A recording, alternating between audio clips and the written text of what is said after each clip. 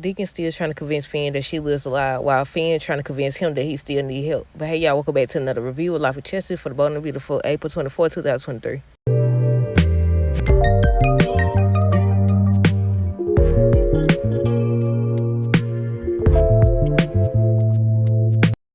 Okay, so Deacon over here talking in circles. I say you could have just started with showing him the article and telling him about Lauren, or having him contact Lauren or something like that. But somebody brought up how Deacon keeps involving Finn. I say he definitely keeps involving him, and he know their history. He know everybody's history. He expect everybody, just because you have feelings for her doesn't mean that they supposed to run every time you call. But the thing about it is, he keeps running every time Finn calls or texts. In this case, he texts him. He ain't call him today. He texts him. And I said, okay, just because people invite you doesn't mean you have to go. Let that be a message to y'all. Just because people invite you doesn't mean you have to go.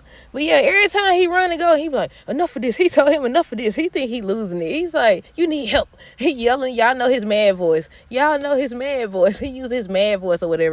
And I said, if you already knew this was going to be about Sheila, why did you go? Because you care. And you believe him, just like Steffi believe him too. She keeps saying how he's losing it and he can believe what he want. I said, you believe him too. You believe him too. It just don't make sense, because y'all both, everybody saw her face. Everybody saw her face or whatever. I want to know if Finn is going to tell Steffi what he's found out before he goes looking for Sheila. Either way it goes, it's going to be a problem. And Steffi was just telling Hope, basically she doesn't know how much about Sheila her marriage can take. How much more she could take in regards to Sheila and her marriage. I said, get the divorce papers ready. Then you got Hope over here. She gonna say something. I didn't write it down. What did she say? She was talking about Thomas, and Steffi was saying how they're happy, and she was like, basically her life was turned upside down. And then she started talking about saying, you should be grateful for what you have and appreciate Finn and all this other stuff. I said, girl, you overstepping. You overstepping again. You don't never learn your lesson.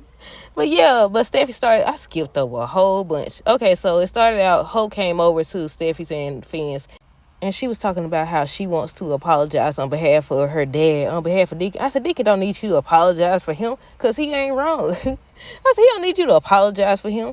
But Steffi continued to talk about how Deacon just needs to accept that Sheila is gone. They both kept saying, Hope and Finn basically was saying how they think he just grieving and this is his way to grieve. I said, no, y'all need to start listening. I said, hopefully obviously he gonna show him the article and everything, because Finn's supposed to go looking for Sheila with him on this week's episode. What's today, Wednesday? Yeah, we got 2 more episodes, so yeah. But yeah, we already talked about how Finn showed up because Deacon texted him. He's basically telling him how he found out the information and all this stuff, and it was from Lauren. And I said, just show him the article, let him know what Lauren said. He told him about Sugar, and now Finn looked like he believed him. But yeah, Hope just came over to do work. She came over to do work, and then they started talking about Thomas, and then they started talking about Finn, and she says to Steffi that she should be grateful for what she has. She said, let me translate, you should be happy for what you have before I take what you have. Do y'all think we finna get ready to see Finn and Hope get closer and closer? Comment down below. Because I seen some people saying that. They've been still saying that and rooting for them. And I said, we'll see. Then you got RJ, Luna, Zende, and Carter. Zende. Let's start with Zende. So Zende's still thinking about Luna. And Carter comes in to check on him. Talking about, son, I know you thinking about Luna and all this other stuff. And he's still talking about, so don't tell nobody. Don't tell Ridge. He doesn't want Ridge to know. Somehow I feel like Ridge is definitely going to find out. From who? I don't know. But RJ, when he was talking to Luna, he said something. He was basically saying the same thing he said when he was talking to Brooke about how people going to start to blame her.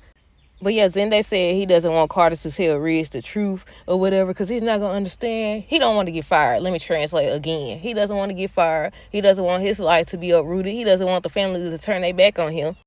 Not to mention the fact that they may try to flip it and say he did know she was under the influence. He did know that she called out for RJ. And when Carter was talking to him, I was like, you know what? These people sure be wanting to talk.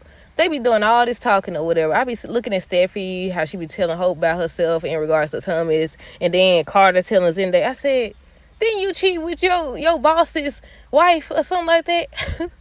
I said, y'all be wanting to talk, but yeah, that's your cousin's girl. I mean, he right, because you knew.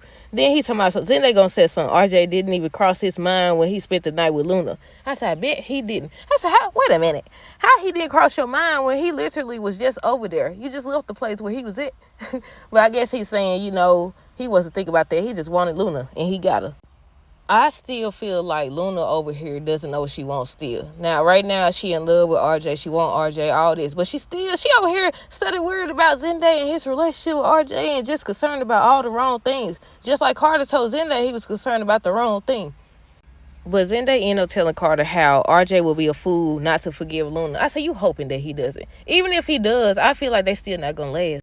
Then you got RJ and Luna. So RJ goes in there with Luna at, and he tells her that he misses her. She tells him the same, and she basically want to know where they stand. And he can't tell her. He can't tell her. He was like, I love you and all that. And she goes over and they hug, but he's still not saying anything. He says how it's weird how they are now. It feels weird between them. He just wants things to go back to how they were. I said, it's never going to go back. It's never going to go back. But yeah, well, let me see what else I wrote down. He said he hurt and confused. And I said, if he forgives her right now, well, he keeps saying how he told her on today's episode how he didn't want her blaming herself or anyone else blaming her because it wasn't her fault. Oh, I didn't like this though. I mean, it don't matter because I got the windows down anyway. But but he was like, he doesn't want her blaming herself. I said, she still blaming herself. And I feel like she giving Zendaya too much pass. I don't know. What are y'all thoughts? Comment down below. But I think that's all that really happened on today's episode. I guess we'll find out tomorrow if he actually forgives her. I feel like he ended that way. Didn't it end that way last week where they were always in the office? No, they had left. It was just RJ and her, and she was basically trying to see where things stand, and he never revealed it. That's how it ended today, too. But yeah, that's it. Let me know your thoughts down below on this episode. Stay tuned for the next review. Until next time, deuces, have a great rest of the day and be safe.